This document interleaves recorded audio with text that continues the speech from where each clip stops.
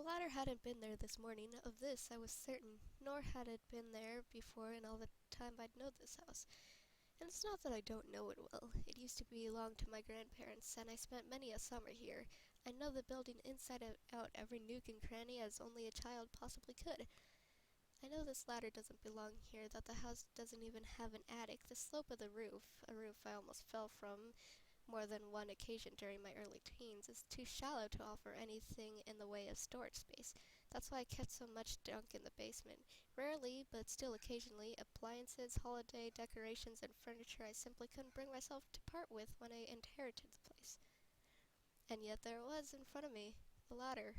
Its gnarled wood rails thoroughly at odds with the upstairs landing around it.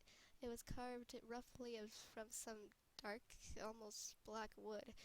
Not a verity I recognized, although I don't claim to be an expert on wood. I'd seen enough horror films in my time to know what had happened if I were to go up there, although that didn't let me stop from taking a look up, standing in front of the impossible hatch in my ceiling and tilting my head back. I saw rafters, insulation, more or less of what I expected to see. Deciding there was nothing to fear, I decided to make my way up there. With the benefit of hindsight, I can honestly say that this was the worst decision of my life. As I passed through the rectangular aperture above me, I felt as though I was moving through some form of thick gel, rasping against my skin and stinging my eyes. I closed them and continued, feeling violently until I felt my head come free of the strange sensation. I opened my eyes. The room I found myself in was dark, lit only from a circular window on the far wall. The weak beam of light did little to illuminate the place, not reaching far enough to show me any walls besides the one the window was nestled in, which was made of the same dark wood as the ladder, this time cut into rough, splinter-filled planks. There was a curious smell to the place, although it was faint enough that I couldn't quite place it back then. I crept over to the window, reasoning a peek outside wouldn't hurt. I expected to see the familiar lawn, the familiar street, the mailbox sitting in the ground at a slight angle. I still recalled catching that with my car 2 weeks ago, the oak tree which still had a homemade swing attached, the bird bath, the gravel driveway, the field across from me. More or less the American dream incarnate, really. Instead, what I saw was impossible. The image has never truly left my mind. Low in the pitch-black, starless sky was an eclipsed sun, a halo of light, almost white but with a purple tint. This narrow disk illuminated a wasteland, a cruel parody of the world across from me. The oak tree, a fungus-encrusted stump, the bird path, a heap of rubble, the field across the road nothing but black, withered, long-dead stalks. I tore my eyes away, finding they had adjusted to the semi-darkness. I could not make out a room a little clearer now.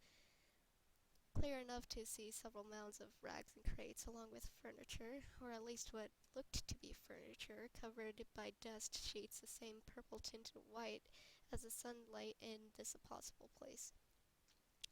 I bent down, lifting the corner of the nearest one, and finding myself looking at a bookcase, ornately carved from the familiar black wood.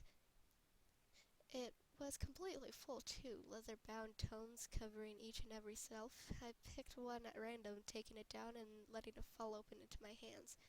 Curious symbols swirled around the page, which may have once been white, but had faded through yellow and well into brown with age. I didn't recognize the language, although I know less about written language than I do about wood. I took a year of Spanish back in high school, but I didn't even come close to passing. I tucked the strange book under my arm and made my way back to the ladder, hearing the floorboards creak under my feet as I did so, feeling the strange rasping gel envelope me as I made my way back down into the familiar world. The book was still with me. I made my way downstairs and was about to make my way into the sitting room when I realized how dusty the book was. Clearly, the dust sheet it was under hadn't worked. The dust was just as wrong as everything else from above that ladder. Rather than being gray or gray-white, it was a reddish-brown, almost rust colors. Decided against getting any of that on the sofa. Decided down into the familiar concrete walls and wooden floor of the basement.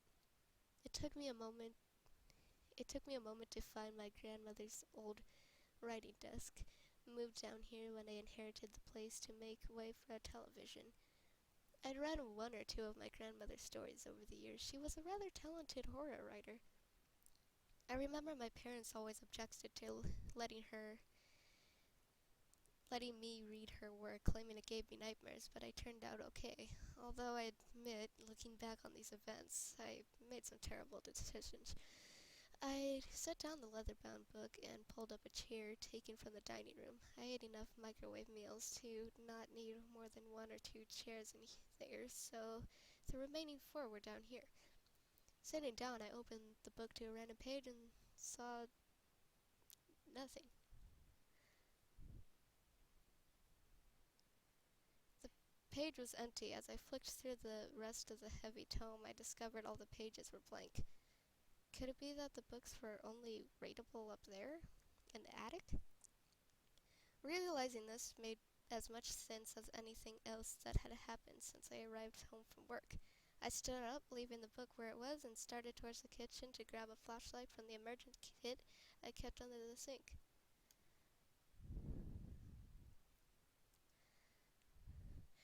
But as I stood, I heard a crashing sound from somewhere above me. The alarm system hadn't gone off. My grandfather always was paranoid, so I couldn't have been a home invasion. Whether had made the noise was already inside the house. It sounded close, too.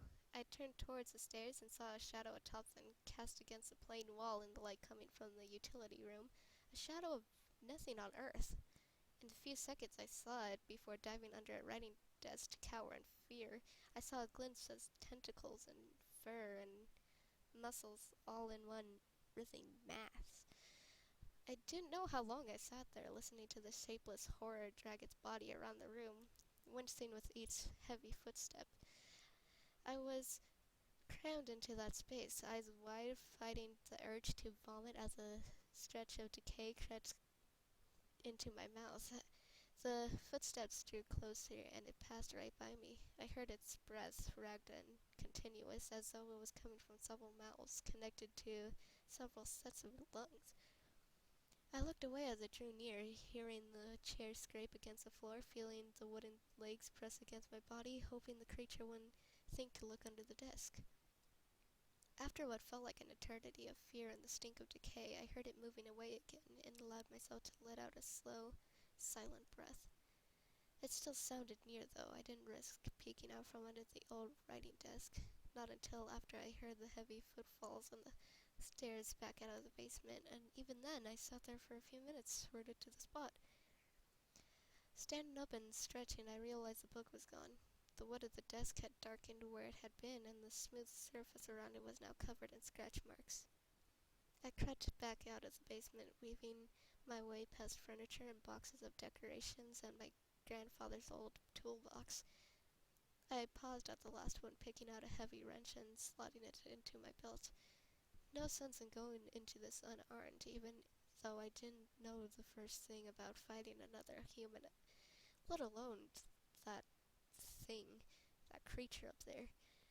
I know this was as bad an idea as the time as it was in hindsight. The fact remains, though, I didn't want that thing in my house, whatever it was. Creeping my way through the house to the kitchen, listening out for the sound of footfalls, of rattling, continuous breath, hoping I wouldn't encounter that stench again for as long as I lived. I made it back up to the ladder without encountering the creature again. I couldn't tell whether that creature was up there, but if it was, I thought as my hand went for the wrench, I would be ready to deal with it as I ever would be.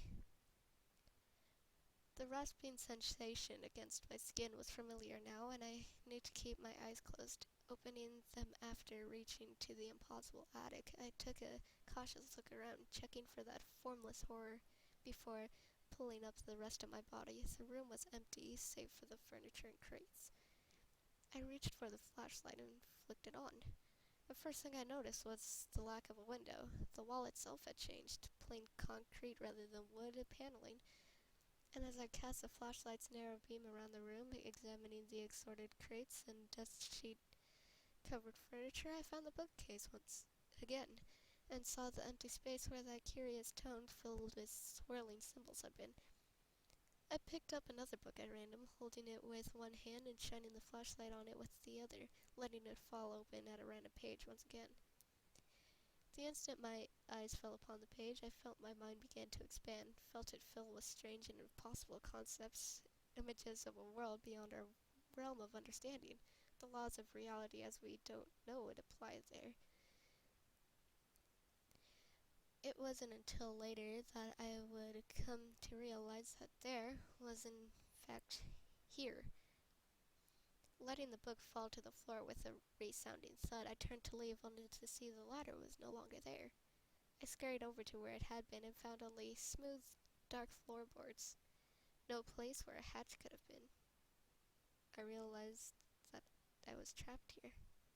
Hoping to find some other exit, I began searching the room, frantically tearing down dust sheets, searching under furniture until I found something familiar. The wooden surface was pitch black, same as all the wood in here, but the dimensions were familiar. What gave it away, though, wasn't the size or the shape or the fallen chair lying beside it. What gave it away was a familiar pattern of scratches on the surfaces of what used to be my grandmother's writing desk.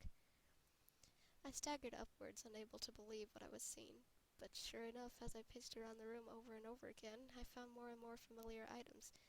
The rest of the chairs from the dining hall, my grandfather's toolkit, a high chair I had when I used to be a baby. So that brings you up to date. I'm writing this now in one of the empty tomes in the bookcase. In the world I once lived in, it would have been a dictionary, or Shakespeare, or Dickens.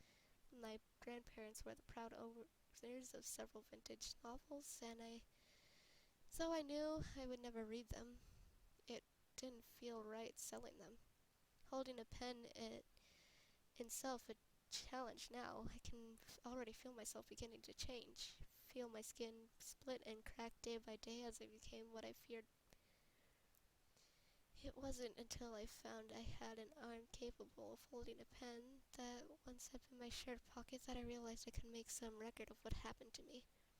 After all, I won't be able to tell it for much longer. Thinking is already in itself a chore, and in the time since I started this, the wood paneling on the walls has begun to return, and even as I write this, I can see the circular window beginning to form once again.